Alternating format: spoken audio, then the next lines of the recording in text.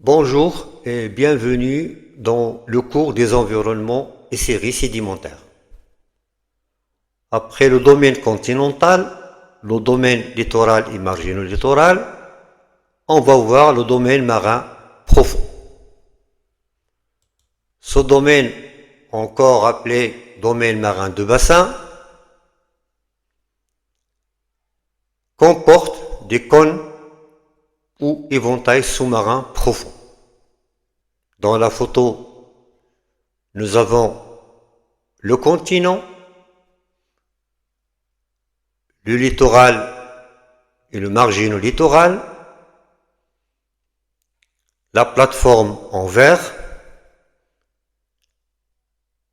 la pente ou talus en bleu clair et le domaine abyssal en bleu foncé. On voit bien que dans cette partie profonde du domaine marin, des éventails, des chenaux et des canyons qui vont véhiculer la charge sédimentaire depuis le domaine peu profond vers la plaine abyssale. Le transfert sédimentaire se fait donc le long d'une pente sous-marine au talus sous forme d'écoulements gravitaires. Ces écoulements sont hyper concentrés, on parle de courant de densité,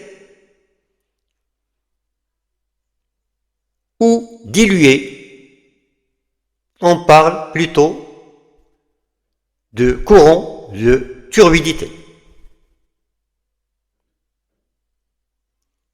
Les dépôts conséquents sont des coulées de débris et des turbidites assez variées. Il n'y a pas de modèle universel pour schématiser les cônes sous-marins profonds. Donc j'ai essayé de combiner beaucoup de travaux pour avoir un modèle plus simple dans un but, bien sûr, purement pédagogique. Pour cela, on distingue un cône proximal à chenaux élevé dominant et un cône distal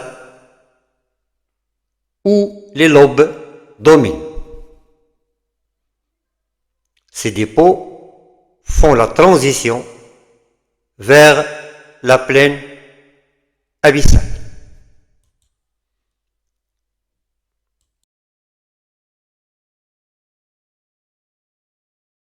Tout d'abord, le cône sous-marin proximal. À ce niveau, on a des dépôts de pentasylindre et holistolite à l'approche du talus, des chenaux à base érosive qui vont véhiculer la charge sédimentaire émise par des courants de densité et de turbidité. On voit bien dans la photo la base érosive du chenot. Les dépôts, ou plutôt les sédiments transférés, vont à un moment donné déborder au niveau des chenaux pour former des dépôts de levée.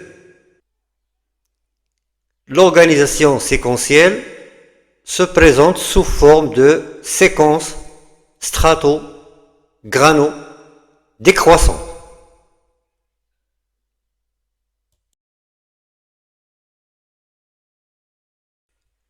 Au niveau des chenaux, les dépôts sont grossiers,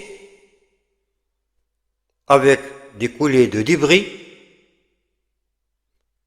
des conglomérats à granoclassement normal devenant inverse, des conglomérats aigrés, granoclassés et stratifiés. Au niveau des levées, on a des slimpes dus à l'instabilité de ces levées,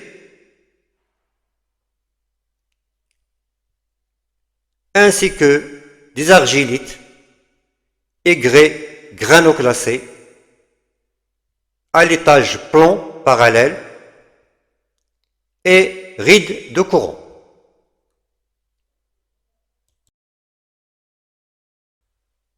Voyons le cône sous-marin distal. C'est le domaine des lobes qui sont chenalisés ou sans chenaux. À ce niveau, les sédiments s'organisent en séquences strato et grano croissantes liées à un processus de progradation des lobes sur les dépôts abyssaux. L'examen des strates révèle des séquences élémentaires grano-décroissantes.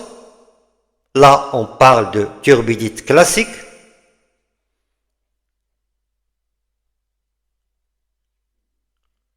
Ces unités, lorsqu'elles sont complètes, on parle de séquence de Bouma, qui montre 4 termes. On distingue de la base au sommet un terme A, grossier, formé d'un microconglomérat et d'aigrés, granoclassé bien sûr, un terme B à lamination parallèle de haute énergie, un terme C à ride de courant, un terme D à lamination parallèle de basse énergie, et finalement un terme E formé par des siltites et argilites où la décontation domine.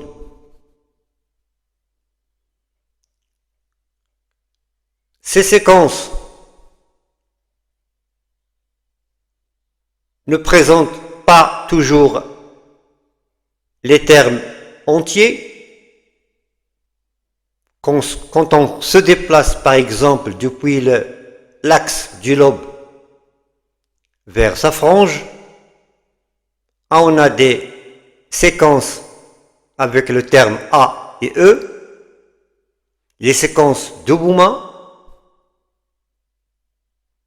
Le terme A commence à faire défaut au fur et à mesure qu'on se déplace vers la frange du lobe.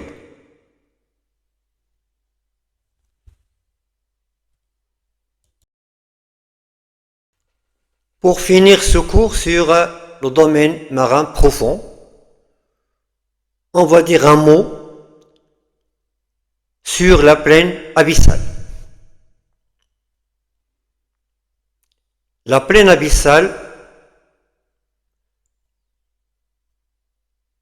est le domaine de la sédimentation fine par décontation. les dépôts silto-argileux sont coupés occasionnellement par des lits griseux minces qui correspondent à des turbidites avec les termes D et E. Les dépôts sont tabulaires, d'extension latérale importante, kilométrique et sans organisation séquentielle nette. Je crois que je vais m'arrêter à ce niveau. Je vous remercie et à très bientôt.